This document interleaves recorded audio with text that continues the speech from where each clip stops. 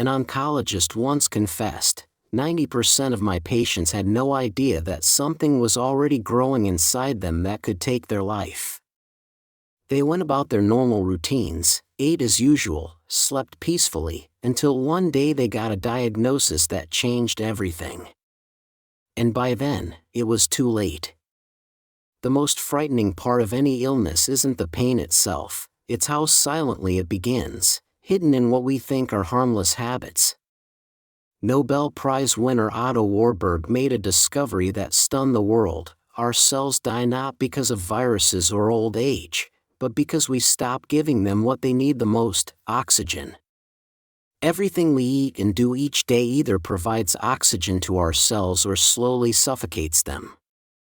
He came up with 8 simple guidelines, and if you follow them, you can give your body the power to help protect against even the worst illnesses. If you're still watching this video and find these thoughts valuable, leave the word oxygen in the comments and share what you fear most.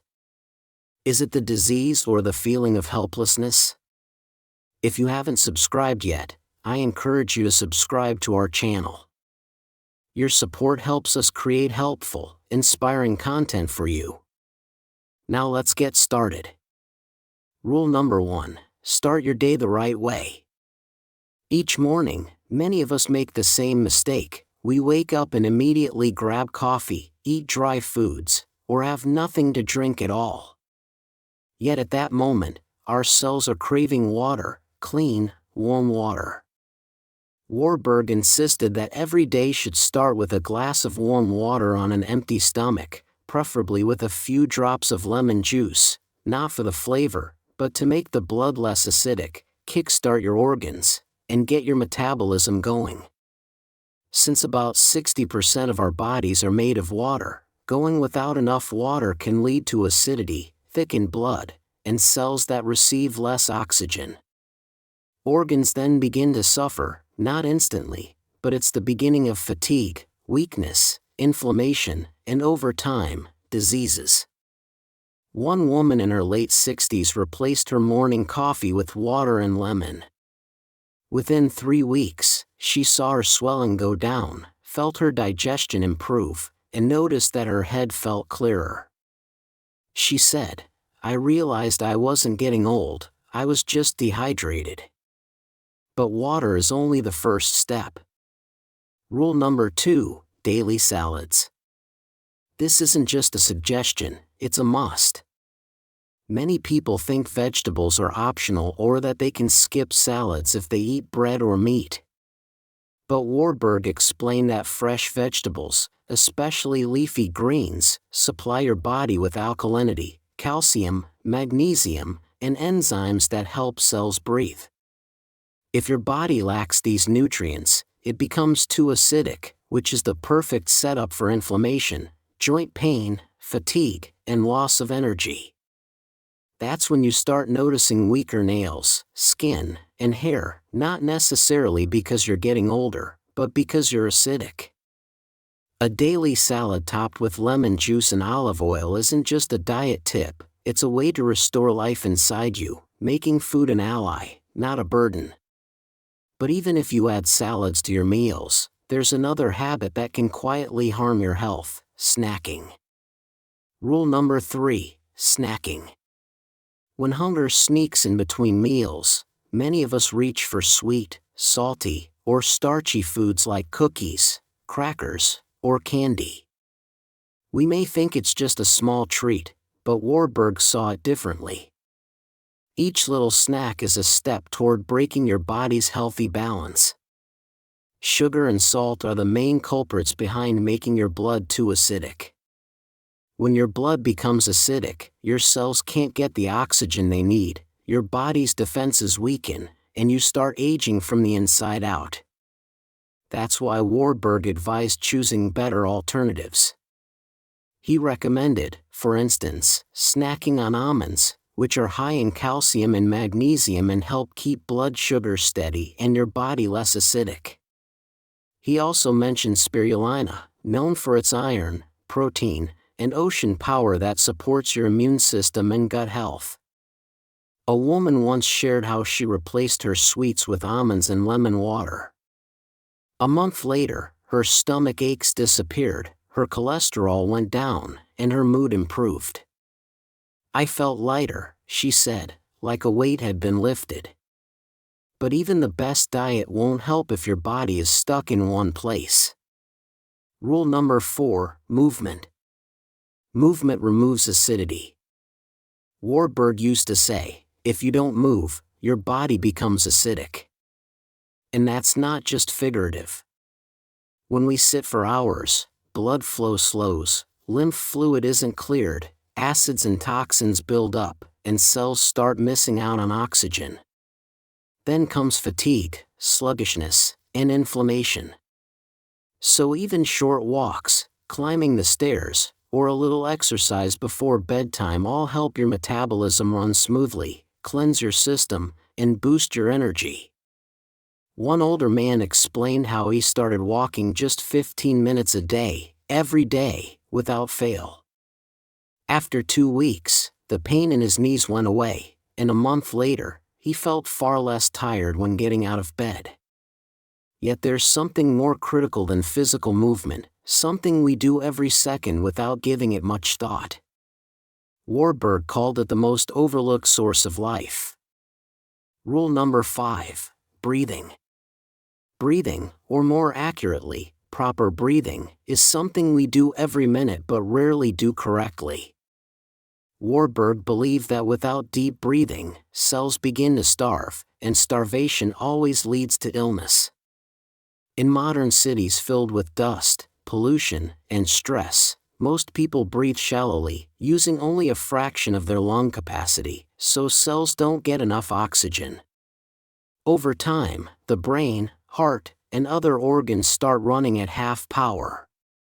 Warburg's solution was simple: seek fresh air, take walks in nature, and practice mindful deep breathing. Even opening a window in the morning is a start. He recommended inhaling deeply through the nose, pausing for a couple of seconds, and then exhaling slowly. One man from St. Petersburg tried daily breathing exercises on his balcony. Within a week, his blood pressure improved, and headaches disappeared.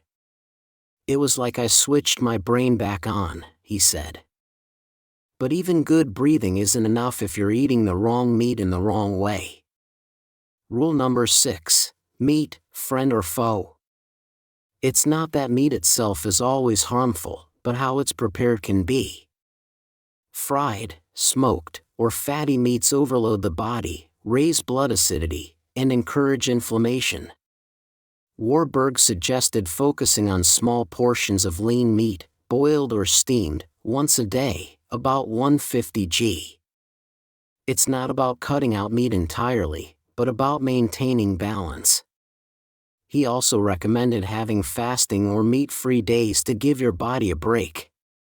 A woman recalled how she switched to boiled meat and started taking 1 vegetarian day per week. Within a month, her stomach pain improved, her cholesterol dropped, and she felt better overall. But even quality meat won't help if you have a hidden enemy on your plate. Rule number 7, potentially harmful vegetables. While vegetables typically symbolize health, Warburg pointed out that not all of them support the body's alkaline balance. Some particularly high-starch veggies convert quickly into sugar and make the body more acidic. Take white potatoes, for example, a common side dish that can boost inflammation, disrupt your metabolism, and reduce the oxygen cells receive. Warburg recommended replacing them with more alkaline options like Brussels sprouts, asparagus, zucchini, eggplant, or bell peppers. These are not only nourishing but also help cleanse the body, keeping cells well oxygenated. A man from Voron recounted how he stopped eating potatoes and cooked more steamed veggies every day. After a month, he reported less fatigue, improved digestion, and healthier skin. Rule number 8, water. Water is the foundation of life and health. When you don't get enough water, the body starts to draw it from your organs. Warburg stressed that cells don't just drink water, they live on it. Water transports nutrients, removes toxins, balances body temperature, and stabilizes acid-alkali levels. He advised at least 2 L of warm, ideally alkaline water daily, no sodas or juices. Start in the morning on an empty stomach and keep sipping throughout the day, but avoid overdoing it. Water flushes out toxins, balances the body's pH, and helps cells function well. One man stopped drinking tea and soda in favor of plain water. 2 weeks later, his acid reflux subsided. He felt lighter. And a month later, he said he woke up feeling energized. Warburg once warned, 1 glass of sugary soda needs 30 glasses of water to offset its damage. Why fight the aftermath? It's better to avoid it altogether. Indeed, water is where it all begins and ends.